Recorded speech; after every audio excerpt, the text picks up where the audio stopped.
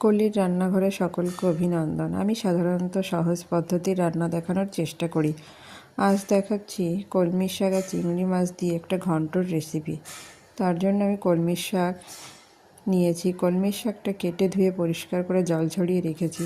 চিংড়ি মাছটাও বেছে ধুয়ে পরিষ্কার করে রেখেছি। এবার চুলাতে আমি একটা কড়াই বসিয়েছি। লবণ হলুদ দিয়ে চিংড়ি মাছটা ভেজে নেব সরিষার তেল দিয়ে। ভেজে তুলে নিয়ে ওই কড়াইতেই আরেকটু তেল দিয়ে তাতে কালো জিরে আর রাঁধুনি ফোড়ন দিলাম। যেহেতু এখানে শাক, তাই আমি কালো জিরে আর রাঁধুনি দুটোই একসঙ্গে মিক্সড করে দিচ্ছি। দিয়ে একটু নাড়াচাড়া করে আমি এখানে দিয়ে দিলাম লঙ্কার পেস্ট। এখানে চেরা লঙ্কা বা কোচানো লঙ্কাও দেওয়া যেতে পারে, তবে আমি পেস্ট ব্যবহার করি, তাই আমি পেস্ট দিলাম। আর দিলাম পরিমাণ মতো হলুদ আর লবণ। হলুদ লবণটা বুঝে দিতে হবে, যেহেতু শাকের ঘন্ট।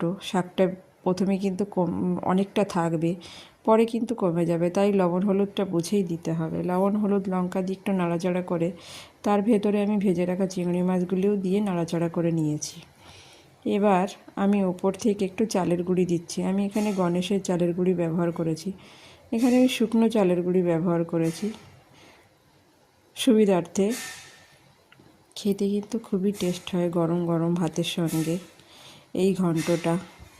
আমার রান্না যদি ভালো লেগে থাকে তাহলে একটা লাইক কমেন্ট শেয়ার করতে পারেন। রান্নাটা আমার কমপ্লিট হয়ে গেছে। ভালো লাগলে একটা কমেন্ট করে জানাবেন।